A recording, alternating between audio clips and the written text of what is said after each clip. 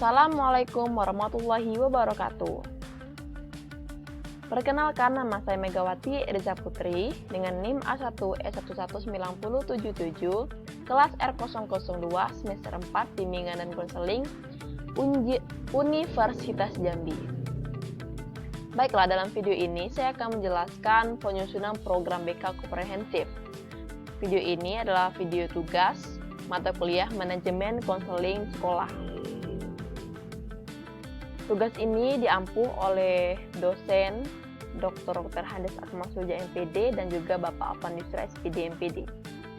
Baiklah, langsung saja saya akan menjelaskan bahwa dalam penyusunan program BK komprehensif ini terdapat beberapa hal yang perlu disusun, yakni rasional, dasar hukum, visi dan misi, deskripsi kebutuhan, tujuan, komponen program, serta bidang layanan. Baiklah, yang pertama yaitu rasional atau dasar pemikiran. Cara menentukan rasional ini ialah, yang pertama, rumuskan dasar pemikiran tentang urgensi keberadaan bimbingan dan konseling dalam keseluruhan program satuan pendidikan. Dalam hal ini, tinjauan teoristis dan juga atau peraturan pemerintah. Yang kedua, rumuskan dan kaitkan keberadaan program BK ini dengan kurikulum sekolah, kondisi pembelajaran, serta perkembangan iptek, sosial budaya masyarakat, dan juga peserta didik, dan sebagainya. Dalam hal ini juga teoristis dan atau peraturan pemerintah. Dan yang ketiga, paparkan dan jelaskan poin kedua secara fenomena dan realistis. Yang keempat, merujuk kepada kondisi poin ketiga, maka kaitkan secara rasional pentingnya penyusunan program BK ini pada sekolah atau kelas yang ingin dibuat program BK-nya. Yang kedua yaitu dasar hukum. Dasar hukum yang dicantumkan adalah dasar hukum yang menjadi landasan penyelenggaraan bimbingan dan konseling yang meliputi dasar hukum tingkat pemerintah, daerah hingga satuan pendidiknya. Contoh-contoh dasar hukum yang dipakai dalam penyusunan program BK ini saya ambil 3. Yang pertama yaitu Undang-Undang Republik Indonesia Nomor 20 Tahun 2003 tentang Sistem Pendidikan Nasional dan sebagainya. Yang kedua B, Undang-Undang Republik Indonesia Nomor 14 Tahun 2005 tentang Guru dan Dosen. Yang ketiga, Peraturan Menteri Pendidikan dan Kebudayaan Nomor 111 Tahun 2014 tentang pelaksanaan layanan bimbingan dan konseling di sekolah menengah, serta lain-lainnya. Dasar hukum yang berkaitan dengan penyusunan program BK dalam satuan pendidikan dan lainnya. Yang selanjutnya yaitu visi dan misi.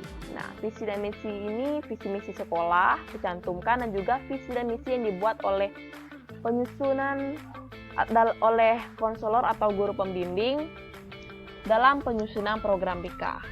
Nah, pada tahap ini, penyusunan ini dikemukakan visi dan misi program BK yang disesuaikan dengan visi misi di sekolah. Visi merupakan gambaran yang dicita-citakan untuk diwujudkan program BK bagi konseli berdasarkan visi sekolah.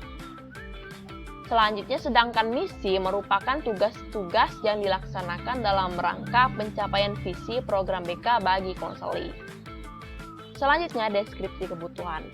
Nah, deskripsi kebutuhan merupakan rumusan hasil need assessment atau penilaian kebutuhan peserta didik dan lingkungannya ke dalam rumusan perilaku yang diharapkan dikuasai oleh peserta didik itu. Rumusan ini tidak lain adalah rumusan tugas-tugas perkembangan, yakni standar kompetensi kemandirian yang disepakati bersama. Selanjutnya, tujuan penyusunan program. Rumuskan tujuan yang akan dicapai dalam bentuk perilaku yang harus dikuasai peserta didik setelah memperoleh pelayanan BK. Rumusan tujuan BK dapat merujuk pada SKKPD. Tujuan hendaknya dirumuskan kepada dalam tataran tujuan, yaitu penyadaran, akomodasi, dan juga tindakan. Selanjutnya itu komponen program layanan. Komponen program meliputi yaitu komponen pelayanan dasar, komponen pelayanan responsif, komponen perencanaan individual, dan komponen dukungan sistem. Dalam penyusunan program, komponen layanan ditentukan dan dipilih dari berbagai komponen di atas ini. Nah, nanti dalam program BK komprehensif dipilih komponen pelayanan mana yang akan dilaksanakan. Misalnya, komponen pelayanan dasar. Nanti di dalamnya terdapat pelayanan-pelayanan dasar seperti bimbingan kelompok, dan juga nanti kalau apabila komponen yang dipilih adalah komponen perencanaan individual, maka nanti di dalam program layanan itu terdapat layanan yang akan dilaksanakan, yaitu layanan konseling individual serta sejenisnya yang berkaitan dengan individu. Selanjutnya yaitu bidang layanan. Nah, bimbingan dan konseling pada satuan pendidikan mencakup 4 bidang layanan yang memfasilitasi perkembangan pribadi, sosial, belajar, dan karir. Pada hakikatnya, perkembangan tersebut merupakan satu kesatuan utuh yang tidak dapat dipisahkan dalam setiap diri individu peserta didik atau konseling. Nah, itu saja. Kemudian, saya akan menunjukkan contoh program BK yang telah saya susun, tetapi memang kurang lengkap karena ini hanya sebagai contoh saja. Nah, ini dia. Ini merupakan tugas dari mata kuliah tadi, masih berkaitan. Nah, ini adalah contoh isi lengkapnya. Ini merupakan rasional yang saya buat sendiri untuk program BK komprehensif yang saya susun. Tadi dijelaskan bahwa terdapat teoristik dan juga berdasarkan dasar pemikiran.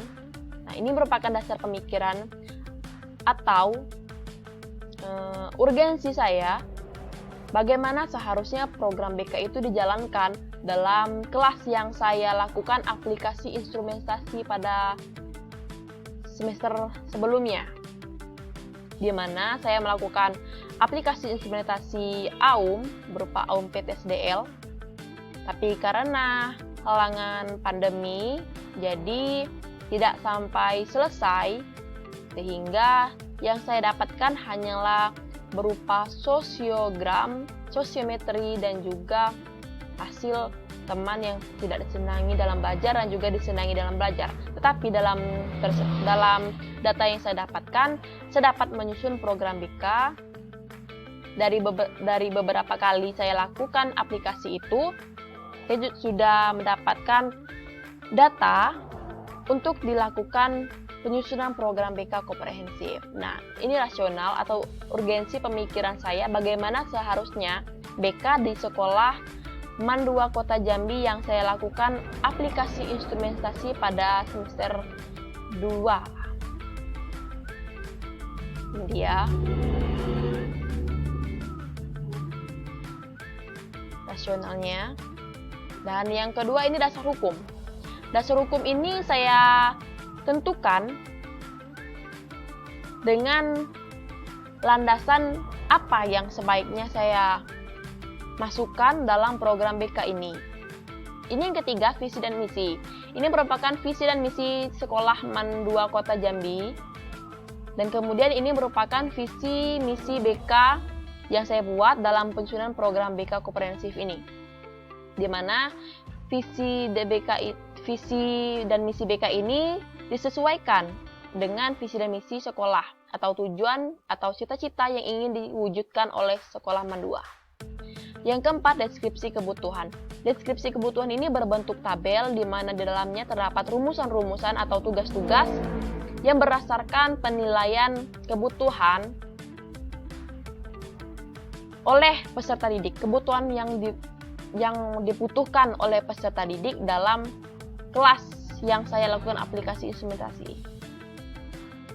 Contohnya saya sebutkan yang pertama itu kecenderungan atau kebutuhan atau permasalahan yang dirasakan atau terdapat dalam kelas, kurang peka terhadap situasi, maka simpulan kebutuhannya maka mereka perlu membaca situasi yang tepat. Begitu selanjutnya. Kemudian tujuan ini tujuan setiap bidang sosial, tujuannya kebutuhan atau rumusan perilakunya berdasarkan deskripsi kebutuhan. Serta tujuan layanan BK-nya adalah tindakan sebagaimana yang harusnya diselesaikan, sebaiknya dilakukan, atau tujuan dari program BK ini untuk mengatasi atau melakukan perkembangan dari tugas-tugas perkembangan oleh peserta didik. Kemudian komponen program. Nah, dalam program BK Komprehensif ini saya menentukan bahwa komponen yang perlu saya tentukan yaitu layanan dasar dan juga layanan responsif. Nah, layanan dasar, mengapa layanan dasar? Karena dalam kelas yang saya lakukan aplikasi instrumentasi ini bahwa mereka perlu bimbingan kelas, juga perlu bimbingan kelompok. Itu dalam layanan dasarnya.